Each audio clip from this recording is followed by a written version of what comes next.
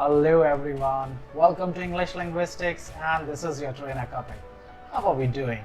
I hope we are now feeling a little more comfortable with English language. Well, I appreciate all your time for watching my videos and for your positive comments. Now today I would like to cover another topic of grammar that we know as reported speech. When we say a speech is getting reported, that typically means a third-person narrative. So when do we use reported speech? Think of a situation when someone says, I am making a report for my presentation. Later, when we want to tell someone what that person had said, then we change the narrative of the sentence by saying it as, he said he was making a report for his presentation. Here, our sentence structure changes because now the sentence is going to be said or written from a third person's perspective. This is important to understand because we have to get the basic understanding of reported speech, as why we need to change the sentence structure, which impacts the change in pronouns, time, and tense of the sentence. Now, there are a few rules from sentence conversion standpoint. So let's dig in and let's get it straight. While talking about reported speech, we talk about conversation that we know as direct speech and indirect speech. Direct speech, as the name suggests, is the dialogue coming straight from the speaker who is part of the conversation. This conversation is written under inverted commas and has two portions. The first part gives information as who is talking, and after separating it from comma, the actual dialogue is written by keeping it under inverted commas. Here, the conversation style is removed, and a subjective form of sentence is written by removing the inverted commas and often replacing the comma with the word that. There are a few other changes as well as per the sentence, which we are going to discuss. Few important things to consider are that all inverted commas or quotation marks are removed while converting. Then we need to add conjunction that before the indirect statement. There is a change in pronouns as well, which we will discuss in detail little later. The verb forms of tenses and usage of modals and adverbs also change. I know this was a very high level of overview. So let's take a deep dive so that we can easily follow the conversion process. Number 1, change in tenses. This is very important to know that there is a change in tense when we are converting a direct speech into indirect one. To start with, let us get this fact seeded to our mind that all forms of present tense will change into their respective past tenses. So, simple present changes into simple past, present continuous changes to past continuous, present perfect changes to past perfect, and present perfect continuous changes to past perfect continuous. Quite easy, isn't it? For example, let us take a look at these sentences. He said, I work in a factory. Now, since our quoted sentence is in simple present, so our indirect speech would be, he said that he worked in a factory. Note the change in the pronoun and the verb work changes to worked. Next one. He said, I am working in a factory. The indirect for this one would be, he said that he was working in a factory. Here we changed the auxiliary verb am to was. Moving on. He said, I have worked in a factory. The change here would be, he said that he had worked in a factory. Here we changed the present tense occurrence of has to had. Last one, he said he has been working in a factory. Here we will change it to he said that he had been working in a factory. Look at the changes along with tenses. We are not only changing the tenses, we are also removing the quotation marks and replacing the comma with the word that. When it comes to past tense, then the only form of simple past and past continuous tense of direct speech is changed into past perfect and past perfect continuous. Now, if our direct speech is written in past perfect or past perfect continuous, then we do not change the tense of the sentence. The tense stays the way it is. And when we have direct speech written in future tense, then the occurrences of will changes to would and shall changes to should. Although it is imperative to keep this in mind that our pronouns and time occurrences also change as per the reported speech rules. I will talk about the change of pronouns and time references in a while. So, keeping the same sentence into consideration, here is the expected change. The direct speech of simple past, he said I worked in a factory, changes to he said that he had worked in a factory. Similarly, direct speech of past continuous, he said I was working in a factory, changes to he said that he had been working in a factory. Now, when it comes to future tense, our sentence just replaces will to would and shall to should along with the change in pronouns and time references. For example, if we think about simple future, he said I will or shall work in a factory, this will become he said that he would or should work in a factory. If we talk about future continuous, he said I will be or shall be working in a factory, this becomes he said that he would or should be working in a factory. For future perfect, he said I will or shall have worked in a factory, this becomes he said that he would or should have worked in a factory. And finally, for future perfect continuous, he said he will have been or shall have been working in a factory becomes he said that he would have or should have been working in a factory. Easy enough, right? This was the change from tenses standpoint. Now, do we have to change the tenses every time in a sentence? The answer is no. Sounds strange? Let's see how. Well, it's about reporting verb. Remember this point that our reporting verb is the deciding factor whether our quoted sentence in present tense will change to respective past tense or not. For example, let us try to see these two sentences. He said, I am going to meet my friend in the evening. Here our reporting verb is said. Therefore, the sentence I am going to meet my friend in the evening will be changed to past continuous as he said he was going to meet his friend in the evening. Now, here is another one.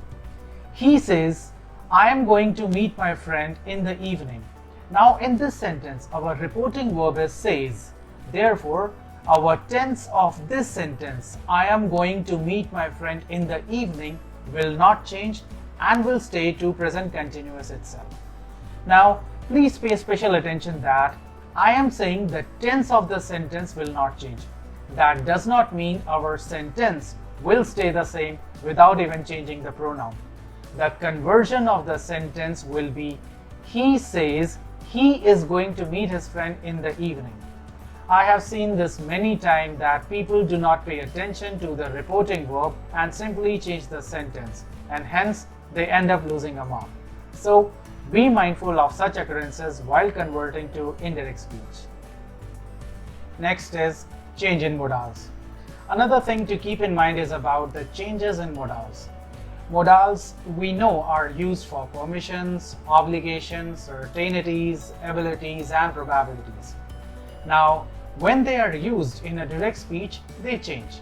So, word like can changes to could, may changes to might, must changes to have to, or would have to. Let us see a few examples. For example, in the sentence, he said, I can read English, the sentence would become, he said that he could read English. Another one would be, he said, I may wear this for the party. Here, the sentence would be, he said that he might wear that dress for the party.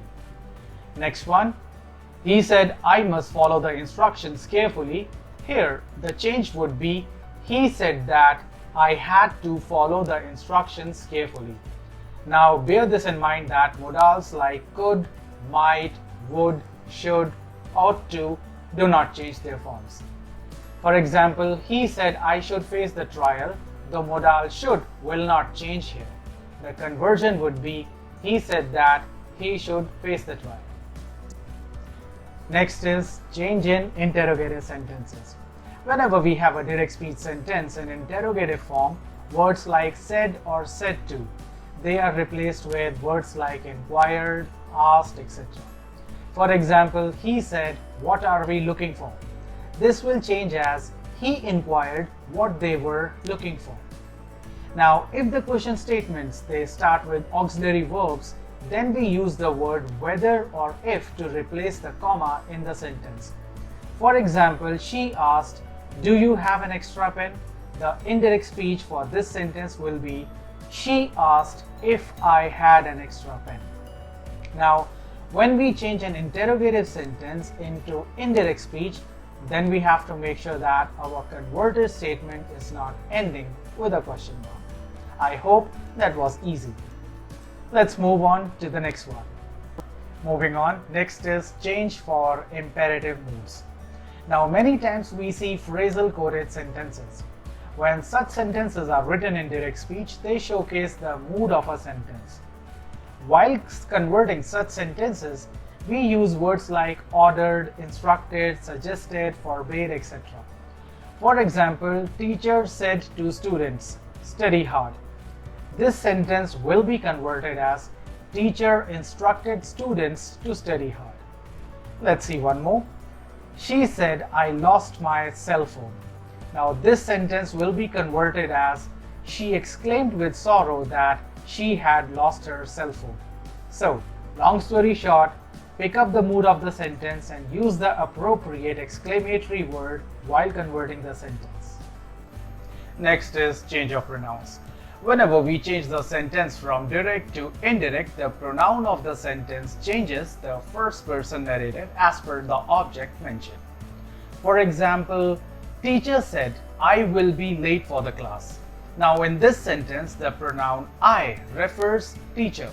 So our sentence would be, teacher said that she would be late for the class. Let's look at another one. Mother said to her, "You have finished your meal." The sentence of indirect speech for this one would be, mother told her that she had finished her meal.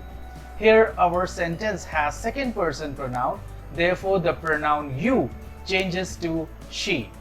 Please do keep this in mind that third person pronoun, they do not change.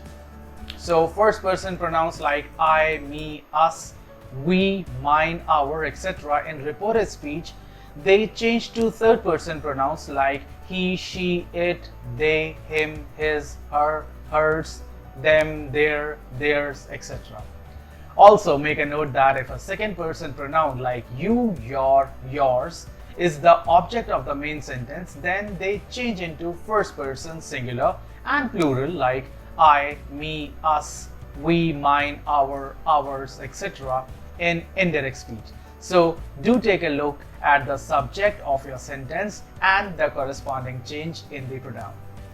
Moving on, the next one is change of place and time. Words conveying time or place in direct speech are generally changed into words expressing distance in indirect speech.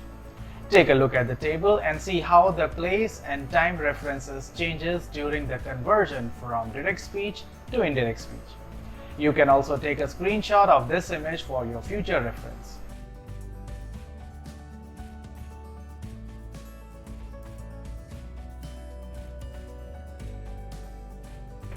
Now, though it doesn't require a detailed explanation, however, from understanding perspective, we can say if we are in a conversation around the same time, then we do not need to make any changes to the time words. However, if this is an indirect conversation at a different time, we need to change the time words. For example, he said, "I went to shopping mall yesterday." The indirect speech would be, he said that he had gone to shopping mall the day before. Similarly, if we are in the same place during the conversation, then we do not need to make any changes to the place words. However, if we are in a different place, making it an indirect conversation, then we need to change the place words. For example, He said it is raining here. The indirect speech would be he said that it was raining there. Simple, right? That was pretty much about the conversion of sentences from direct speech to indirect speech.